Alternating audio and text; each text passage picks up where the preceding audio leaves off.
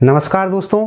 देखिए दोस्तों, कन्फ्यूजन बना है दोस्तों। आपने यह सुना होगा दोस्तों कि गुरु गोविंद दो खड़े काके लागू पाए। समझिए दोस्तों, अर्थात दोस्तों कौन श्रेष्ठ है, गुरु और ईश्वर में कौन श्रेष्ठ है, सबसे पहले किसकी पूजा करनी चाहिए, किसको नमन करना चाहिए।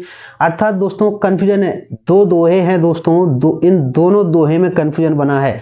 एक दोहा जो गुरु को श्रेष्ठ बताता है, दूसरा दोहा जो ईश्वर को श्रेष्ठ बताता है। इसीलिए दोस्तों यह कन्फ्यूजन बन जाता है दोस्तों कि आखिर गुरु और ईश्वर में श्रेष्ठ कौन है, किसकी हमें सबसे प्रथम पूजा करनी चाहिए, कौन महान है। ठीक है, तो ध्यान से समझिए दोस्तों आखिर कन्फ्यूजन क्या है। तो सबसे पहला दोहा है दोस्तों, इसको समझिए। इसमें कहा गया है दोस्तों, गुरुर ब्रह्मा गुरुर विष्णु गुरुर देवो महेश्वरा गुरुर साक्षात परब्रह्म तस्मै श्री गुरुवे नमः। अब आप समझते होंगे दोस्तों कि गुरु ही ब्रह्मा है, गुरु ही विष्णु है, गुरु ही शिव है, समझिए, और गुरु ही परब्रह्म है, इसलिए गुरु को प्रणाम करना चाहिए। लेकिन इसका अर्थ अलग है। अब उस अर्थ को समझिए। इसका अर्थ है दोस्तों, गुरु वह है दोस्तों जो हमें इन सब तक पहुंचाता है। समझिए, इसका अर्थ समझिए।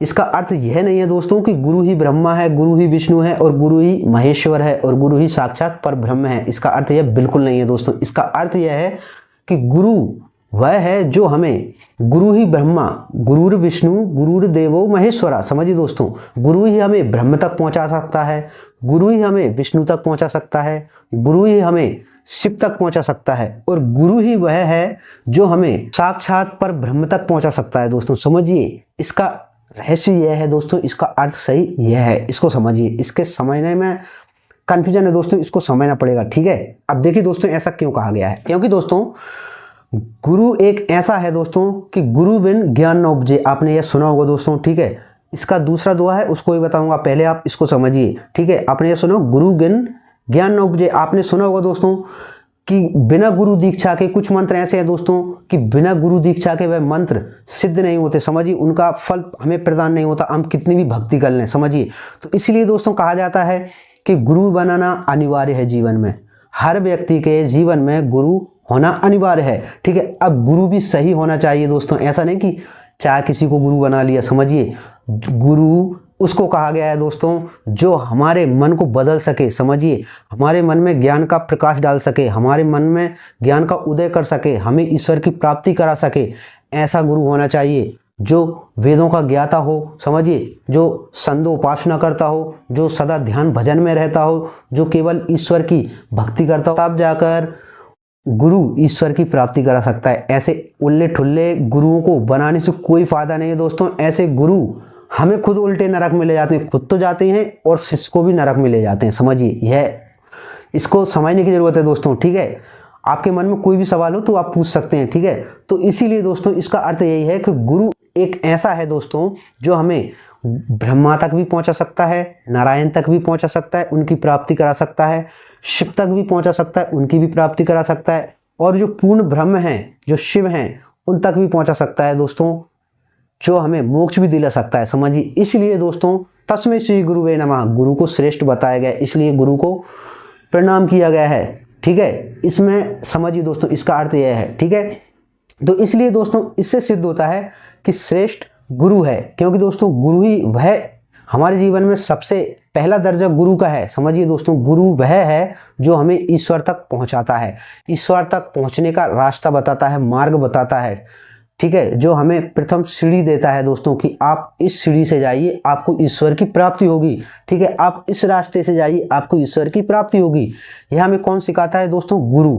गुरु हमारे जीवन में जो अंधकार रहता है उसको छांट कर ज्ञान का उदय करता है। इसलिए दोस्तों गुरु को श्रेष्ठ बताया गया है और प्रथम दर्जा दिया गया है। ठीक है, अब दूसरा है दोस्तों कि गुरु गोविंद दो खड़े काके लागू पाए, बलहारी गुरु आपने गोविंद दियो बताएं। यह संत कबीरदास ने कहा है दोस्तों। समझिए, शायद पहला जो दोहा है वह भी संत कबीरदास ने कहा है दोस्तों, ऐसा मुझे लगता है। इसके पर मैंने रिसर्च नहीं की दोस्तों। अगर आपको पता हो कि पहला दोहा जो था गुरुर ब्रह्मा गुरुर विष्णु, यह वाला जो दोहा है वह किसने कहा है, अगर आपको जानकारी हो तो कमेंट में अवश्य बताइए दोस्तों। शायद मेरे हिसाब से यह कबीरदास ने ही कहा था। तो कबीरदास ने भी अगर कहा है दोस्तों तो यह इनमें कन्फ्यूजन क्यों बनाया है? ठीक है, कन्फ्यूजन नहीं दोस्तों, इनका अर्थ एक ही निकलता है। समझिए, पहला मैंने आपने बता दिया, अब दूसरे का समझिए दोस्तों। क्यों ऐसा कहा है, क्या है कि गुरुर गोविंद दो खड़े काके लागू पाए, बलहारी गुरु आपने गोविंद दियो बताए। अर्थात दोस्तों गुरु गोविंद दोनों खड़े हैं, गुरु और ईश्वर दोनों खड़े हैं। और हमारे मन में कंफ्यूजन बना है दोस्तों कि आखिर सबसे पहले किसको प्रणाम किया जाए। गुरु ने खुद गोविंद को दियो बताए, समझिए गुरु ने खुद गोविंद को बताया है कि सबसे पहले गोविंद को प्रणाम कीजिए। अब ऐसा क्यों कहा गया है, इसको रहस्य, इस पर बहुत गुप्त रहस्य दोस्तों, इसको समझिए। क्योंकि दोस्तों हमारे सामने ऐसी कंडीशन आ जाए, समझिए प्रथम दोहे का अर्थ आप समझ गए, गुरु वह है, प्रथम गुरु वह है दोस्तों जो हमें ईश्वर तक पहुंचने का मार्ग बताता है।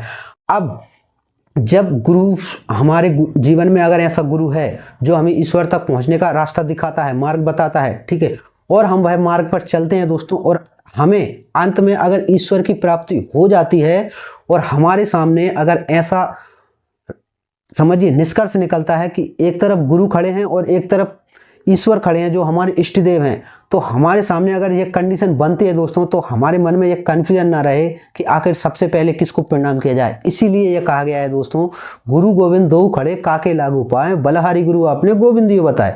गुरु खुद कहते हैं कि पहले गुरु को प्रणाम कीजिए। क्यों कीजिए? क्योंकि मेरा जो कार्य था वह मेरा पूर्ण हुआ। समझिए एक गुरु का कार्य क्या है कि हमें जो रास्ता दिखाता है कि आप इस रास्ते पर चलिए, ठीक है, अब हम उस रास्ते पर चल रहे हैं तो हमारा कार्य क्या है, वह पूर्ण हुआ। गुरु का कार्य, हम जब ईश्वर की प्राप्ति कर लेते हैं, अंत में जब हमारी ईश्वर की प्राप्ति हो जाएगी तो गुरु का कार्य जो था वह पूर्ण हुआ। गुरु का जो कार्य था वह पूर्ण हुआ और गुरु की जो शिक्षा जो दीक्षा दी थी वह पूर्ण हुई, तो गुरु सफल हुए, ठीक है।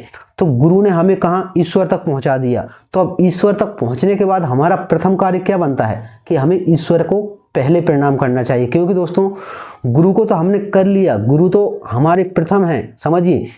अब गुरु ने जब हम तक, गुरु ने ही हमको वो रास्ता बताया है, समझिए कि आप इस रास्ते से जाइए, आपको ईश्वर मिल जाएंगे। तो हम उस रास्ते पर चल पड़े दोस्तों, और जब अंत में ऐसा निष्कर्ष निकला दोस्तों कि गुरु गोविंद दोनों खड़े हैं, तो हमें सबसे पहले हमारे इष्ट देव ईश्वर को ही प्रणाम करना चाहिए। इसका अर्थ यही है दोस्तों, क्योंकि वहाँ पर गुरु का कार्य खत्म होता है दोस्तों, और हमें जब ईश्वर की ही प्राप्ति हो गई दोस्तों, हमें मोक्ष ही मिल गया, तो फिर गुरु का जो कार्य था वह पूर्ण हुआ। तो इसलिए दोस्तों प्रथम ईश्वर को, गोविंद को प्रणाम करने की सलाह दी गई है। इसका रहस्य यह है दोस्तों, इसलिए कहा गया है कि गुरु गोविंद दो खड़े काके लागू पाए, बलहारी गुरु आपने गोविंदियो बताए। खुद गुरु ने गोविंद को पहले बताया है।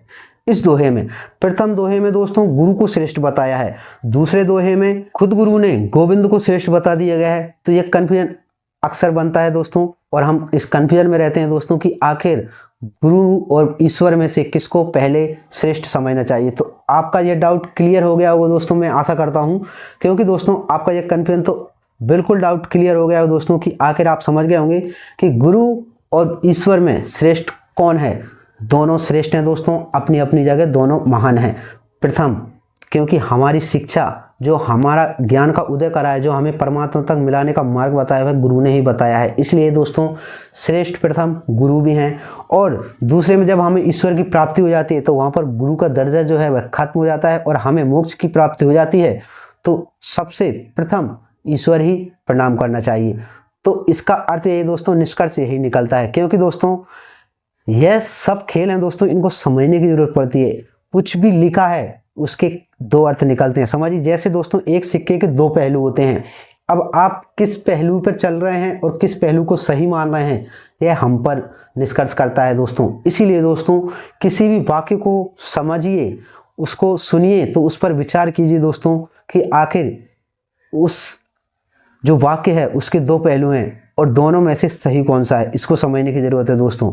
इसीलिए दोस्तों गुरु को श्रेष्ठ बताया गया है और गुरु ने खुद गोविंद को श्रेष्ठ बताया है। इसलिए दोस्तों दोनों अपनी अपनी जगह श्रेष्ठ हैं, ठीक है। और गुरु वही है दोस्तों जो हमें ईश्वर की प्राप्ति करा दे, अन्यथा गुरु भी व्यर्थ है। क्योंकि दोस्तों गुरु सही है तभी ईश्वर की प्राप्ति होगी, अगर गुरु ही सही नहीं है तो नरक की प्राप्ति पक्की है। तो आशा करता हूं दोस्तों इस वीडियो में आपका यह डाउट बिल्कुल क्लियर हो गया होगा दोस्तों। और इसके अलावा आपके मन में कोई कंफ्यूजन बना हो और अन्य कोई भी सवाल हो दोस्तों, तो आप कमेंट में अवश्य पूछ सकते हैं, मैं उसका आंसर आपको अवश्य दे दूंगा दोस्तों।